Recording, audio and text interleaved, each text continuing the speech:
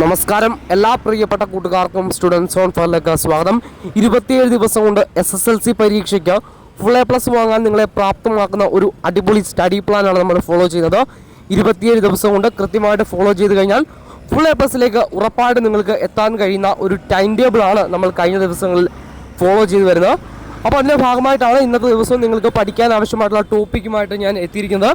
കൃത്യമായിട്ട് ഫോളോ ചെയ്ത് കഴിഞ്ഞാൽ ഇത്തവണത്തെ SSLC റിസൾട്ട് വരുമ്പോൾ 10 A+ലേക്ക് ഉറപ്പായിട്ടും നിങ്ങൾ എത്തിയിട്ടുണ്ടാകും. അപ്പോൾ ഒന്ന് രണ്ട് കമൻറ്റുകൾ കണ്ടു, സോഷ്യൽ സയൻസ് പാഠഭാഗങ്ങൾ പഠിക്കാൻ തരുന്നില്ലെന്നോ.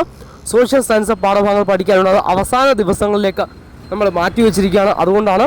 അപ്പോൾ ഇന്ന് നിങ്ങൾ പഠിക്കേണ്ട ടോപ്പിക്കുകൾ, പ്രധാനപ്പെട്ട പാഠഭാഗങ്ങൾ: ഫിസിക്സിൻ്റെ 6ാമത്തെ ചാപ്റ്റർ, കെമിസ്ട്രിയുടെ 6ാമത്തെ ചാപ്റ്റർ, ഹിന്ദിയുടെ 3rd യൂണിറ്റ്.